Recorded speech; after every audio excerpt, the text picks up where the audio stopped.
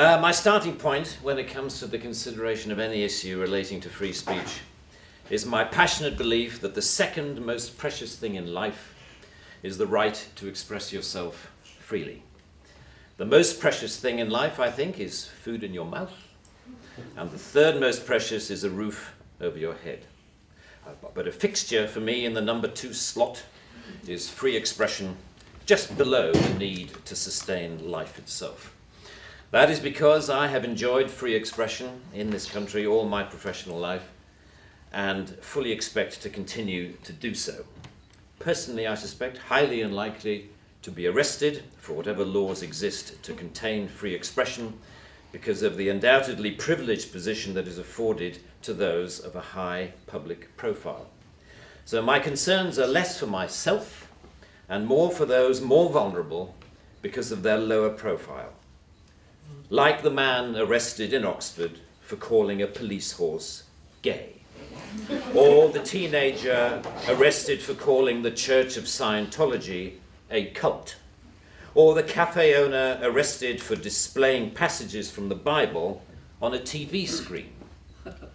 When I heard of some of these more ludicrous offences and charges, I remembered that I had been here before in a fictional context.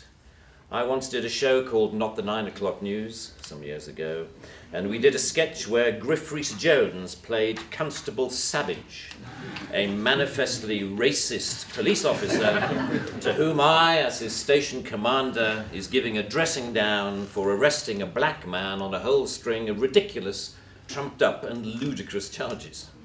The charges for which Constable Savage arrested Mr. Winston Kadogo of 55 Mercer Road were these: walking on the cracks in the pavement, walking in a loud shirt in a built-up area during the hours of darkness, and one of my favourites, walking around all over the place. He was also arrested for urinating in a public convenience and looking at me in a funny way. Who would have thought that we would end up with a law that would allow life to imitate art so exactly? I read somewhere a defender of the status quo claiming that the fact that the gay horse case was dropped after the arrested man refused to pay the fine, and that the Scientology case was also dropped at some point during the court process, was proof that the law was working well, ignoring the fact that the only reason these cases were dropped was because of the publicity that they had attracted. The police sensed that ridicule was just around the corner and withdrew their actions. But what about the thousands of other cases that did not enjoy the oxygen of publicity, that weren't quite ludicrous enough to attract media attention?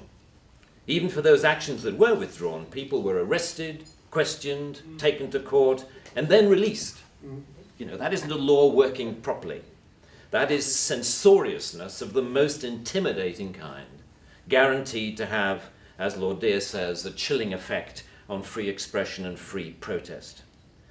Parliament's Joint Committee on Human Rights summarised, as you may know, this whole issue very well by saying, while arresting a protester for using threatening or abusive speech may, depending on the circumstances, be a proportionate response, we do not think that language or behaviour that is merely insulting should ever be criminalised in this way. The clear problem with the outlawing of insult is that too many things can be interpreted as such. Criticism is easily construed as insult by certain parties. Ridicule easily construed as insult. Sarcasm, unfavourable comparison, merely stating an alternative point of view to the orthodoxy can be interpreted as insult. And because so many things can be interpreted as insult, it is hardly surprising that so many things have been, as the examples I talked about earlier show. Although the law under discussion has been on the statute book for over 25 years, it is indicative of a culture that has taken hold of the programs of successive governments, that with the reasonable and well-intentioned ambition to contain obnoxious elements in society, has created a society of an extraordinarily authoritarian and controlling nature. It is what you might call the new intolerance, a new but intense desire to gag uncomfortable voices of dissent. I am not intolerant, say many people, say many softly spoken, highly educated, liberal-minded people. I'm only intolerant of intolerance.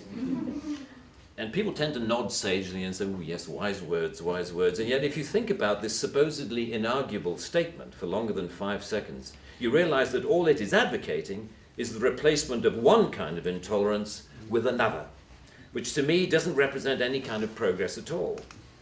Underlying prejudices, injustices, or resentments are not addressed by arresting people. They are addressed by the issues being aired, argued, and dealt with, preferably outside the legal process. For me, the best way to increase society's resistance to insulting or offensive speech is to allow a lot more of it. As with childhood diseases, you can better resist those germs to which you have been exposed. We need to build our immunity to taking offense so that we can deal with the issues that perfectly justified criticism can raise. Our priority should be to deal with the message, not the messenger. As President Obama said in an address to the United Nations only a month or so ago, laudable efforts to restrict speech can become a tool to silence critics or oppress minorities. The strongest weapon against hateful speech is not repression, it is more speech. And that's the essence of my thesis, more speech. If we want a robust society, we need more robust dialogue, and that must include the right to insult or to offend. And even if, as Lord Dear says, the freedom to be inoffensive is no freedom at all. The repeal of this word in this clause will be only a small step, but it will, I hope, be a critical one in what should be a longer-term project to pause and slowly rewind a creeping culture of censoriousness. It is a small skirmish in the battle, in my opinion, to deal with what Sir Salman Rushdie refers to as the outrage industry. Self-appointed arbiters of the public good, encouraging media-stoked outrage to which the police feel under terrible pressure to react. A newspaper rings up Scotland Yard. Someone has said something slightly insulting on Twitter about someone who we think a national treasure. What are you going to do about it? And the police panic and they scrabble around and then grasp the most inappropriate lifeline of all, Section 5 of the Public Order Act, that thing where you can arrest anybody for saying anything that might be construed by anyone else as insulting. They don't seem to need a real victim. They need only to make the judgment that somebody could have been offended if they had heard or read what has been said. The most ludicrous degree of latitude.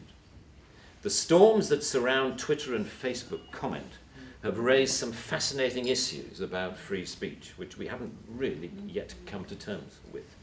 Firstly, that we all have to take responsibility for what we say, which is quite a good lesson to learn. But secondly, we've learned how appallingly prickly and intolerant society has become of even the mildest adverse comment.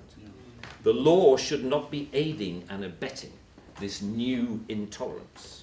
Free speech can only suffer if the law prevents us from dealing with its consequences. I offer my wholehearted support to the Reform Section 5 campaign. Thank you very much.